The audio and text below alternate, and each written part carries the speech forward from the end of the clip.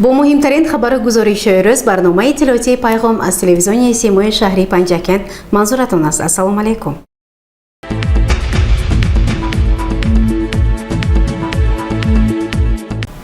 با مقصد وسعتی کارهای آبادانی و سازندگی استفاده مقصدناک آب و زمین، رئیس شهری پنجکند عبدالخالق خالقزاده با جماعت‌های دهات سفر کاری انجام می‌دهد. با ضد نوبتی رئیس شهری پنجکند عبدالخالق خالقزاده از جماعت دهات ماغیان از شناسایی با فعالیت کشاورزان آغاز یافت. یادآور می‌شویم که جماعت دهات ماغیان یکی از دهات دوردست، بلانکو و همزمان سیراهالی به شمار رفته. در اینجا مردم اساساً به ساحه کشاورزی، چروه‌داری و بغپروری مشغول می باشند. با رئیس شهر اطلاع دادند که در دهه‌هایی که مردم قبلا جو و غله کاشته بودند، برای حاصل دوم اساساً کارتوشکا پرورش کرده می شود. رئیس کوپراتیو تجارتی ماغیان حامد بابایف جریان این کارها را به ما چنین شرح داد. ما در پلان داشتیم همین سال باید که 100 گیتار زمین کارتوش کاریم و در یکم کیش که کار دیم 100 گیتار زمین کار دیم و در ترمای 2022 ما 22 گیتار زمین جو کرده بودیم و حاضر این جو را در رویده و جای آن کارتوش که میگذارانیم که در مایان این چیز نقض می شود، در حاضر وقت نقض می شود. برای همین حاضر من تراکتور کار کرده شد، من تمام آدم‌ها در برآمدگی خداوند همین 2 روزه 22 گیتار کارتوش کردم ما میشونیم.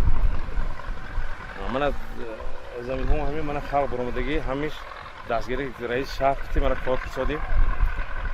ما موریم همه چیز ما میرسد خداوند من کارتوش میکنیم. سپس رئیس شهر با دهه پشتکو سابق پشت کارخانه جماعت دهات ماغیان تشریف آورده با رفت تعمیر و اسفالت پوش نمودن قطعه راه‌ها در داخل دهه پشتکو شناس گردید. با رئیس شهر اطلاع دادند که از طرف سرور جمعیت دارای مسئولیتش محدود وصل ماغیان صاحبکار دلیر یوسفوف در همکاری با زاده دیگری دهه پشتکوی جماعت دهات ماغیان صاحبکار موفق حالا ساکن فدراسیون روسیه ظاهر حسنوف این دهه قسما اسفالت پوش کرده می شود. یادآور می شویم که این اقدام صاحبکاران و ساکنان دهه را مقامات اجرایی محلی حاکمیت دولتی شهر پنجکند دستگیری نمود و متخصصان تکنیکی مسئله دولتی استفاده راههای نقلیات اتومبیلی شهر را به این کار سفربر کرد. رئیس شهر عبدالخالق خالقزاده ضمن صحبت با ساکنان دهه پشتکو و در مجموع جماعت دهات ماغیان اظهار نمود که ما باید در پرتو دستور سفارش‌های اساسگذاری صلح و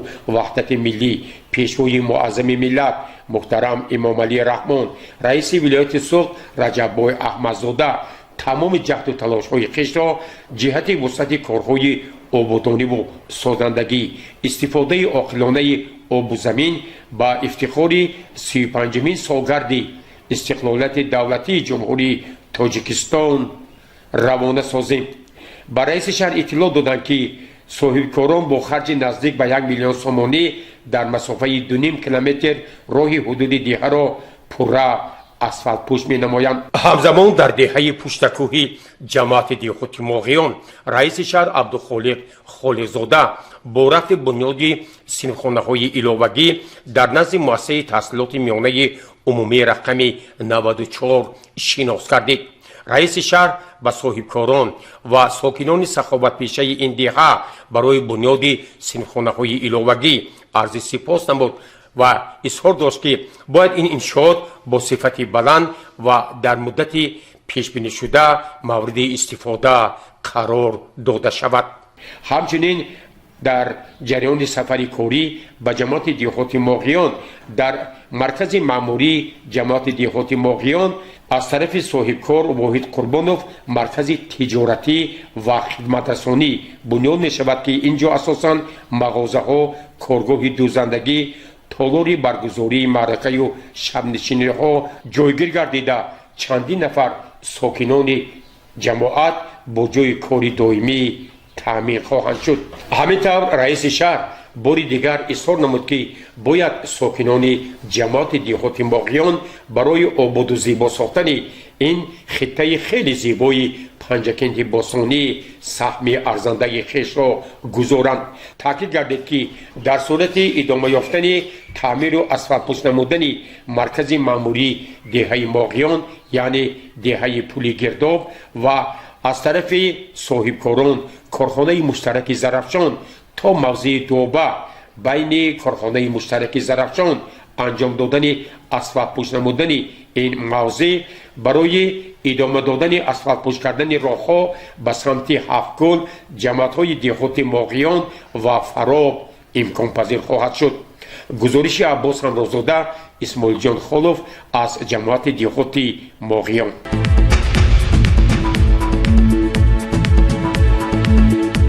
дар асоси нақшаи чорабиниҳои мақомоти иҷроияи маҳаллии ҳокимияти давлатии шаҳри панҷакен сафарҳои кории раиси шаҳр абдухолиқ холиқзода дар ҷамоатҳои деҳоти панҷакен бо муваффақият идома дорад. боздиди навбатии раиси шаҳри панҷакен абдухолиқ холиқзода аз ҷамоати деҳоти сарасб оғоз ёфт. мавриди зикр аст ки ҷамоати деҳоти сарасб яке аз калонтарин ҷамоатҳои шаҳри панҷакен буда дар шоҳроҳи панҷакен самарқанд қарор дорад ва ин ҷо таваҷҷӯҳ ҷиҳати корҳои ободониву созандагӣ сабзу хуррамгардонӣ ба тартиб даровардани дутарафи шоҳроҳи байналмилалӣ зери назорати доимии роҳбарияти шаҳр қарор дорад. раиси шаҳр нахуст ба роҳбарияти ҷамоати деҳоти сарасб ва соҳибкорон дастур дод ки бояд ҳамаи биноҳои сохтмонашон нотамом дар муҳлати пешбинишуда мавриди истифода қарор дода шаванд.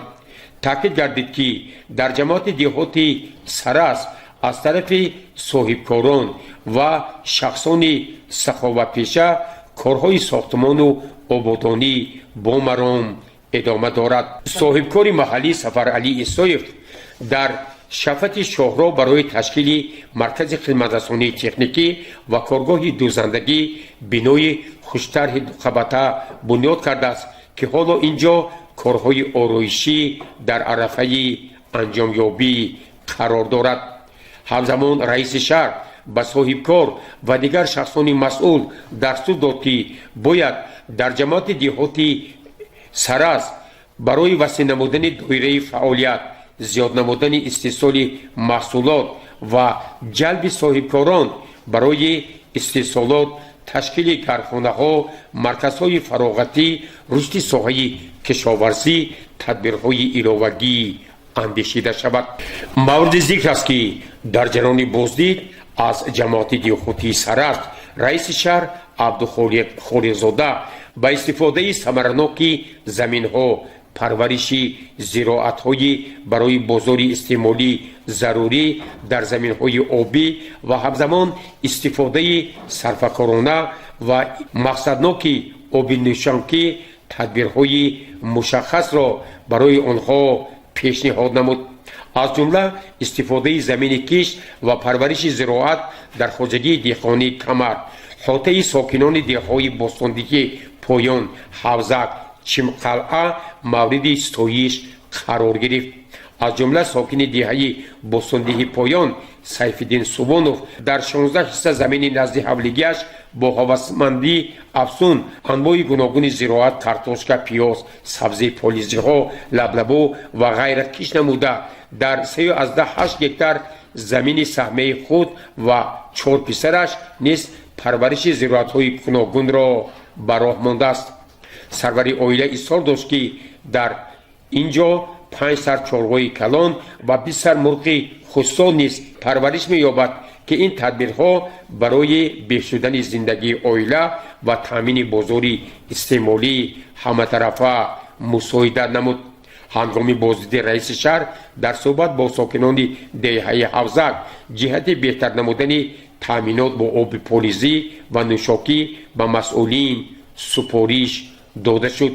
ҳамчунин пешниҳоди сокинони деҳаи бостондиги поён барои роҳандозии корҳои соҳилбандӣ ки имконияти ба гардиши кишоварзӣ ворид намудани беш аз 100 гектар заминро барои кишти шолӣ мувофиқ аст мавриди омӯзиш қарор дода мешавад.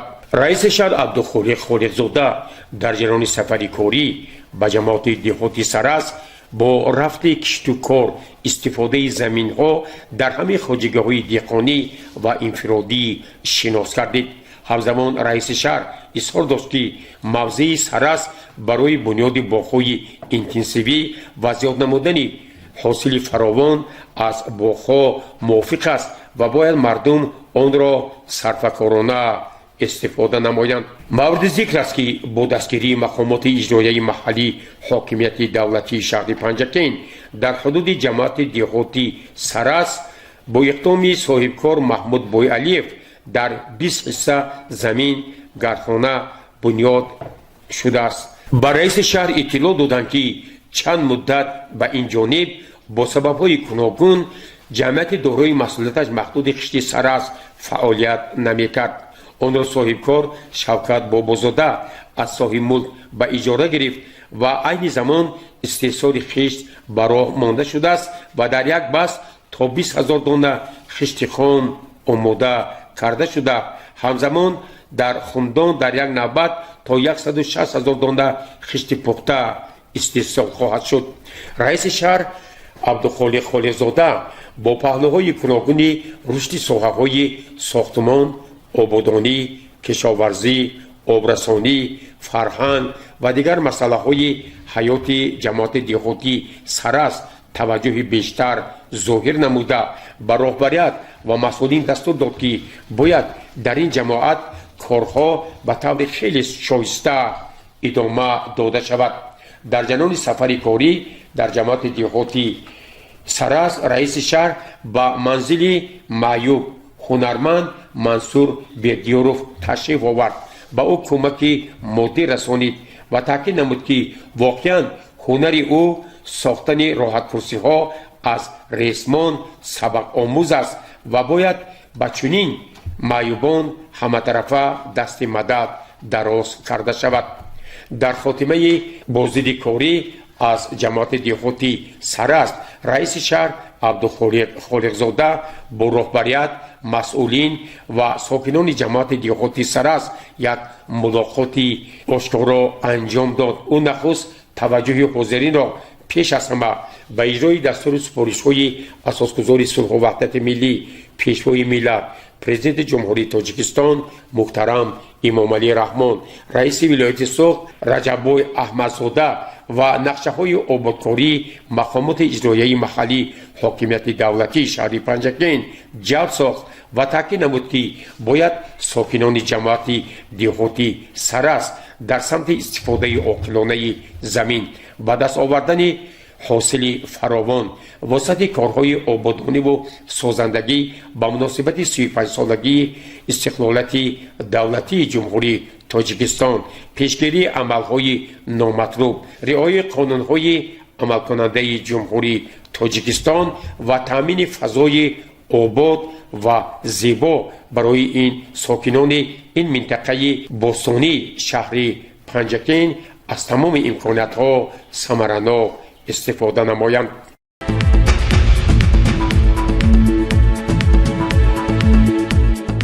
дар асоси нақшаи чорабиниҳои шӯрои ҳаракати ваҳдати миллӣ ва эҳёи Тоҷикистон дар шаҳри Панҷакент чорабинии таблиғотии бонувони ваҳдатсаро баргузор гардид. мутаваҷҷеҳ бошед ба гузориши нахустини барнома.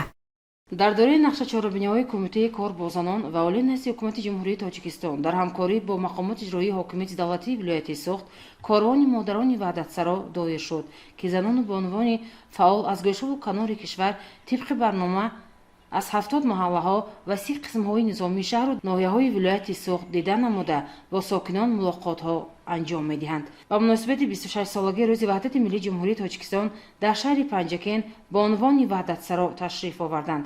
муовини раиси шаҳри Панҷакен Парвина Нақибӣ бо ҳайати ҳамроҳонаш меҳмононро ба нону намак пешвоз гирифтанд.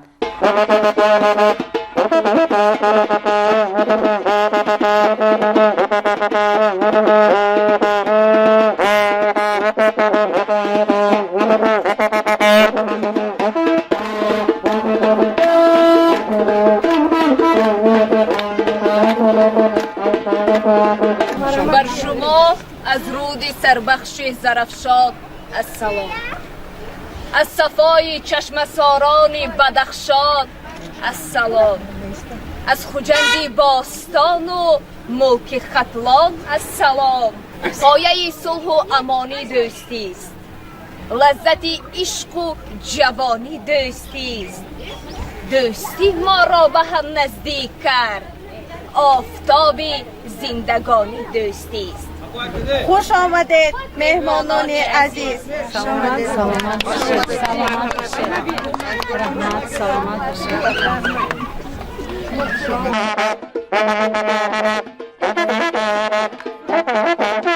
سپس مهمانان از آرامگاه استاد عبدالله رودکی که در دهه پنجرود واقع است دیدن نمودند و پاره از قرآن مجید قرائت نمودند. سردار ریاستی کار با زنان و اولی مقامات اجرایی حکومت دولتی شهر دوشنبه ظهورزاده زرینه، خالمراد و مهرنیسا مدیر بخش کار با اوله و ریاستی کار با زنان ولایت ختلان و دیگران با زنان جماعت دهات رودکی ملاقات انجام دادند و خود همان روز با عنوان وحدت سرا به زادگاه شاعر شیرین کلام لایق شیرعلی و مزار شریف آمدند و یادگاری خواجه محمد بشارا را زیارت نمودند. مهمانان همچنین از قسمهای حربی 05170 دیدن نمودند، با افسران و عسکران ملاقات نمودند و به آنها یک مقدار مواد خوراکه هدیه نمودند. بعداً به عنوان وحدت سرا راه سوی ممنونگاه تاریخی باستانشناسی سرزم گرفتند. ممنونگاه تاریخی باستانشناسی سرزم نیز توجه مهمانان را به خود جلب نمود. معاون رئیس شهر پنجکن پروینه نقیبی، زرینه ظهورزاده سردار ریاستی کار با زنان و اولی مقامات اجرایی حکومت دولتی شهر دوشنبه و هیئت همراهانش به عیادت همسر استاد فیض‌الله انصاری عمر و رعنای 95 سال آمدند. این زن صالحه و روزگار دیده مهمانان را در این کلبه خاکسارانه اش شادباش نمود و دست به دعا برداشت که کشور عزیز زیبای ما تاجیکستان همه وقت آباد و گلگل شکوفان باشد. در فرجام در طربخانه دلکشا برنامه فرهنگی از جانب هنرمندان بخش فرهنگ مقامات اجرایی محلی حکومت دولتی شهر پنجگین پیشکش گردید که خاطر باشندگان را شاد نمود.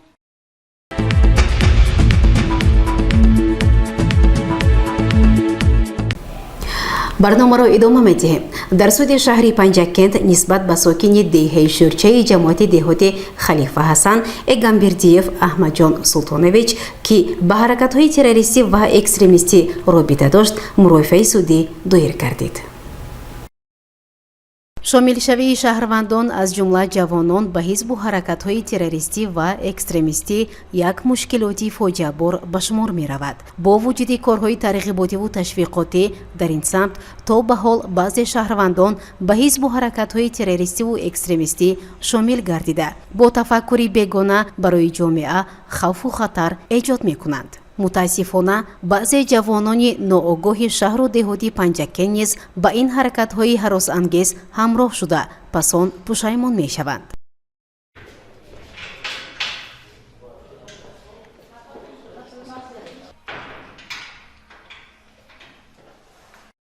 در سود شهر پنجکند تحت رئیسی سودی سود شهر پنجکند ظفر عیسی‌زاده پرونده جنایتی ساکن دهه شورچه جماعت دهاتی خلیفه حسن اگامبردیف احمد جان سلطانویچ مورد مرافعه قرار گرفت. اگامبردیف احمد جان سلطانویچ زاده شهر پنجکند دهه شورچه جماعت دهاتی خلیفه حسن سال تولدش 21 نوامبر سال 1993 ملتش ازبک معلوماتش میانه موقتا بیکار اویله‌دار صاحبی 3 فرزند با ماده 307 علاوه قسم 2 و 187 کودکس جنایتی جمهوری تاجیکستان ایدار کرده می شود. اگامبردیف همچون اعضای تشکیلات تروریستی دولت اسلامی با درخواست شهروند سعد مختار و عبدالله ابومطلب با مقصد از جهت مادی دستگیری کردن تشکیلات تروریستی مذکور در یک چند لحظه маблағи пули аз 5000 то 31000 рубли русӣ ҳамчун кӯмак ирсол намудааст. ғайр аз ин Эгамбердиев ҳаракатҳои ҷинояткории хешро идома дода ғояҳо ва ақидаҳои ташкилоти террористии ҳаракати исломии Туркистон, собиқ ҳаракати исломии Ӯзбекистон, ташкилоти террористии Толибон, паймони миллии Тоҷикистон, гурӯҳи 24 ва ҷараёни ифротии салафияро тавассути шабакаи иҷтимоии тарғибу ташвиқи оммавӣ намуда дурустии мафкура ва таҷрибаи экстремизму террористиро бо роҳи сафедкунии оммавӣ эътироф намуда онҳоро ташвиқу тарғиб намудааст. дар ин насо Эгамбердиев тавассути телефони мобилияш тамғаи Samsung Galaxy G4 бо истифода аз симкарти Федератсияи Русия ба шабакаи иҷтимоии WhatsApp, Imo, Telegram, Instagram ва YouTube-ро боркашӣ намуда дар шабакаи иҷтимоии YouTube худро бо номи Аҳмадҷон Эгамбердиев тавассути почтаи электронӣ бо номи Аҳмадҷон Эгамбердиев сабт намуда тавассути профили худ ба гурӯҳҳои динии Шайх Содиқ Самарқандӣ, Абдулло Зуфар, Муваҳид Медиа, Ихлос ТВ, Абу Сало, Аҳли Суннат ТВ, Қалбу Нурӣ, Миссия Даъват, Суннат Диёрӣ, Абу Муҳаммади Маъданӣ, Таҳвид Медиа, Шайх Абдувалӣ Қорӣ, Абу Умар ва каналҳои мухолифини ҳукумати Ҷумҳурии Тоҷикистон, Паймон ТВ, Ислоҳ ТВ, Муҳиддин Кабирӣ ва ғайра обуна шуда ба ғояҳо ва ақидаҳои ташкилоти террористӣ ва террористии ҳаракати исломии Туркистон, собиқ ҳаракати исломии Ӯзбекистон, давлати исломӣ, Толибон, паймони миллии Тоҷикистон, гурӯҳи 24 ва ҷараёни ифротии салафия шинос гардида тавассути шабакаи иҷтимоии тарғибу ташвиқи оммавӣ намуда дурустии мафкура ва таҷрибаи экстремистию террористиро бо роҳи сафедкунии оммавӣ эътироф намуда онҳоро ташвиқу тарғиб намудааст. ҳимоятгар Муҳаббат Искандарова доир ба бероҳа шудан ва ба ҳизбу ҳаракатҳои ифротӣ шомил шудани Эгамбердиев Аҳмадҷонро чунин шарҳ дод. бачаҳои Кӯҳистон ки намедонам аз баъд аз ҳатми мактаб бо назар гирифтани шароити оилаашон ба Федератсияи Русия мераванд, маҷбур месозанд ки ҳамон гурӯҳҳо ба дохил шаванд аз нофаҳмия. Мана раиси маҳаллашонро пурсидем, муаллимашонро пурсидем, чиқали ки онҳо гуфтанд мо дар ҳамсоягӣ зиндагонӣ мекунем, шароиташон аз вазъи моддӣ ниҳоят вазъ мебошад. Дар асоси қарори ҳукумати шаҳри Панҷакент оилаи инҳо ҳамчун оилаи камбизад дар ҷамоати Халифа Ҳасан ба қайд гирифта шудааст. Ягона таъмингари оила худи ҳамин Эгамбердиев мебошад, чунки дигар додарои хоҳараш ноболиғ мебошад. Дар нуфусаш як хоҳари фалаҷ дорад ки гурӯҳи дуюм буда, ӯ низ 22 сола бошад ва ям дар таъминоти ҳамин додаракаш аст, ҳам хӯрдан ва доруҳои ҳамон хоҳарашро низ ҳамин таъмин мекард. Ягона таъмингар ӯ буд. Худаш соҳиби се кӯдак мебошад ки кӯдаки сеюмаш 23 марти 2023 сол таваллуд шудааст. Судшаванда ба гуноҳаш пурра иқрор буда, аз кори кардааш самимона пушаймон буда, аз ин роҳ гаштанашро дар нишондоди худ гуфта гузашт. аз айбдоршаванда сухани охирин пурсида шуда Эгамбердиев Аҳмадҷон Султоневич чунин посух дод. аз шумо судияи муҳтарам эҳтиромона хоҳиш мекунам сину сол ва ҳаёти оилавии маро ба назар бигиред, зеро ман соҳиби 3 фарзанд ва ҳамсар мебошам. ҳамзамон дар хона як хоҳари маъюб дорам ки сарпарастии онҳо бар дӯши ман буд. бинобар ин аз шумо эҳтиромона хоҳиш менамоям ин ҳама шароити маро ба назар гирифта ба ҳукми ман сабукӣ ворид созед. пас аз пурсиши шоҳидон, пурсиши худи айбдоршаванда ва таҳлилҳои мақомоти дахлдор, суд ҳукми ниҳоиро баровард. суд ҳукм кард. Эгамбердиев Аҳмадҷон Султонович бо моддаҳои 187 қисми 2 ва 307 иловаи 3 қисми 2 Кодекси ҷиноятии Ҷумҳурии Тоҷикистон гунаҳкор дониста шавад. бо моддаи 187 қисми 2 Кодекси ҷиноятии Ҷумҳурии Тоҷикистон ҷазо дар намуди маҳрум сохтан аз озодӣ ба муҳлати 8 сол 6 моҳ. бо моддаи 307 иловаи 3 қисми 2 Кодекси ҷиноятии Ҷумҳурии Тоҷикистон ҷазо дар намуди маҳрум сохтан аз озодӣ ба муҳлати 5 сол 6 моҳ. дар ососи моддаи 67 қисми 1 Кодекси Муроҷини кодекси ҷинояти ҷумҳурии Tojikiston болори қисман зам кардани ҷазои таъиншуда Пайғамберди Муҳаммадҷон Султонович ҷазои ниҳоӣ дар намуди маҳрум сохтан аз озодӣ ба муддати 9 солу 6 моҳ бо нигоҳ доштан дар калони ислоҳии дорои низоми пурзӯр таъин карда шуд. Саршави муҳлати адои ҷазо нисбати Пайғамберди Муҳаммадҷон Султонович аз 24 апрели соли 2023 ба ҳисоб гирифта шавад. Чораи пешгирӣ нисбати Пайғамберди Муҳаммадҷон Султонович нигоҳ доштан дар ҳабс бетагир монанда шавад. Далелҳои шаҳӣ агар телефони мобилии ҳамроҳи Samsung Galaxy пас аз эътиборхонӣ пайдо кардани буд ба Пайғамберди Муҳаммадҷон Султонович баргардода доштанд. Тарафҳои норозӣ метавонанд нисбати ҳукми мазкур дар муҳлати 10 шабонарӯз ба маҳкум шуда дар ҳамин муҳлат пас аз гирифтани нусхаи ҳукм тавассути ҳамин суд ба коллегияи судӣ оид ба парвандаҳои ҷиноятӣ суди вилояти суд шикоят ё эътироз ба тариқи кассатсионӣ овардан мумкин аст. Эгамбердиев Аҳмадҷон Султонович аз амали худ пушаймон буда аз ҷавонон даъват ба амал овард ки ҳушёриро ҳеҷ гоҳ аз даст надиҳанд. ман аз кардаи худ пушаймонам, зеро ҳаёти худ ва аҳли хонаводаамро барбод додам. Бинобар ин аз ҷавонон хоҳиш мекунам ба ҳар гуна ҳизбу ҳаракатҳои мамнӯъ дохил нашаванд, зеро ояндаи миллат дар дасти онҳост. Бинобар ин ҳам ман аз ҷавонон бори дигар хоҳиш менамоям то аз пайваст шудан ба ин гуна гурӯҳҳо худдорӣ намоянд. дар хотир бояд дошт ки ҳар як шахсро дар хона оилааш интизор аст. як хатои мо боиси нобудии атрофиён гашта метавонад. ҳар як шаҳрванди ба нангу ба номуси кишвар бояд нисбати ин мавзӯи доғирӯз бепарво ва бетараф набошад. барои таълиму тарбияи наврасону ҷавонон дар рӯҳи ватандӯстиву худогоҳӣ ва худшиносӣ, инчунин ҷалби онҳо дар корҳои созандагиву ободкорӣ саҳмгузор бошем.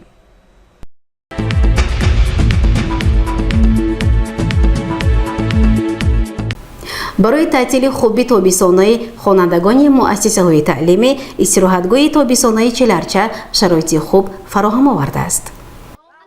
сарҷам намудани насли наврас аз қабили мактабачагон ва ташкили истироҳати онҳо дар фасли тобистон аз иқдомҳои нек ва ғамхорӣ нисбат ба насли наврас аз сиёсати хиратмандонаи асосгузори сулҳу ваҳдати миллӣ пешвои миллат президенти ҷумҳурии Тоҷикистон муҳтарам Эмомалӣ Раҳмон сарчашма мегирад ва дар ин самт бо дастури муовини аввали раиси Маҷлиси Миллии Маҷлиси Олии Ҷумҳурии Тоҷикистон раиси вилояти Суғд муҳтарам Раҷаббой Аҳмадзода корҳои зиёде анҷом дода мешавад. дар ҳамин замина бо ибтикори мақомоти иҷроияи ҳокимияти давлатии шаҳри Панҷакент истироҳатгоҳи тобистонаи мактабачагон Чиларча мавсими навбатии қабули муҳассилинро оғоз намуд. ба ин муносибат бо иштироки истироҳаткунандагон, волидон, кормандони шуъбаи маориф ва мураббиён ҷамъомади тантанавӣ баргузор шуд. чорабинӣ аз тарафи сардори даста ба раиси шӯро мужда дода шуд ва ба саҳна парчами созмони хонандагон дароварда шуда суруди дунёи миллат садо дод. сипас муовини раиси шаҳр Парвина Нақибӣ мактабачагонро ба муносибати оғози мавсими истироҳатии тобистона аз номи раиси шаҳр Абдухолиқ Холиқзода шодбош гуфт. иттилоъ дода шуд ки дар истироҳатгоҳи Чиларча дар мавсими имсола мактабачагон дар 3 навбат 300 нафар иштирок менамоянд. бо дастгирии мақомоти иҷроияи ҳокимияти давлатии шаҳри Панҷакент, шуъбаи маориф ва иттифоқи касабаи кормандони маориф барои мактабачагон дар истироҳатгоҳ ҳама шароити зарурӣ ҷиҳати истироҳати бо фароғат, мусобиқаҳои гуногуни варзишӣ, мутолиаи китоб фароҳам шуда онҳо рӯзе 3 вақт бо хӯроки серғизо таъмин карда мешаванд. гузориши Дилафрӯзи Ҳафиз ва Хайём Ҷураев.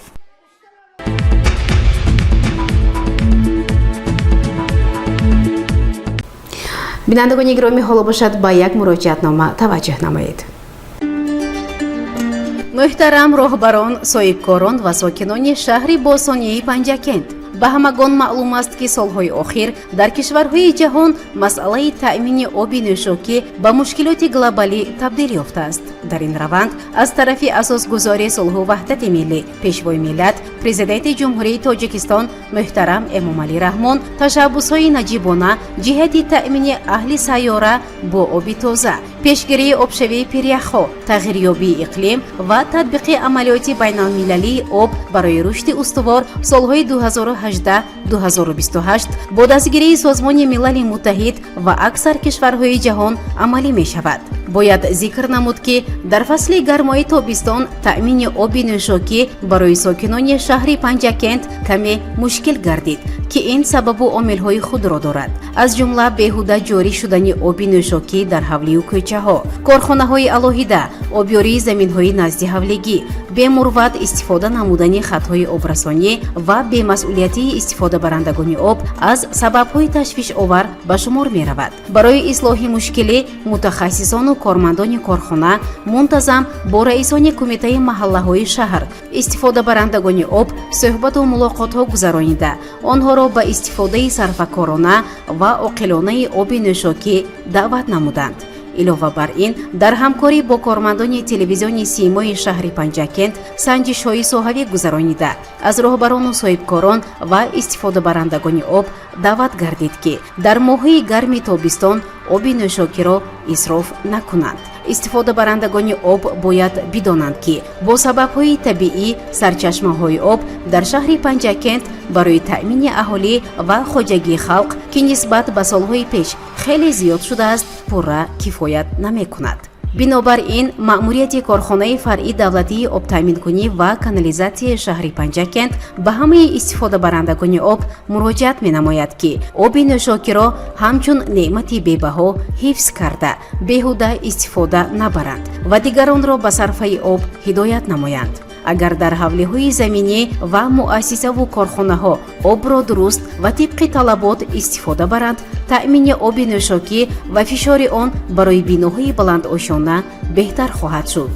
Набояд фаромӯш кард ки мутобиқи қонунгузориҳои амалкунанда нисбат ба роҳбарону соҳибкорон ва шаҳрвандоне ки оби нӯшокиро худсарона ҷорӣ менамоянд, сарфаи онро риоя намекунанд, чораҳои маъмурӣ андешида мешавад. бори дигар ба шумо истифодабарандагони оби нӯшокӣ муроҷиат менамоем ки барои истифодаи сарфакорона ва пешгирӣ аз исрофи оби нӯшокӣ ҳаматарафа мусоидат намоед, зеро аҷдодони мо барҳақ фармудаанд: сарфаи об кори хайру савоб. маъмурияти корхонаи фаръии давлатии обтаъминкунӣ ва канализатсияи шаҳри Панҷакент.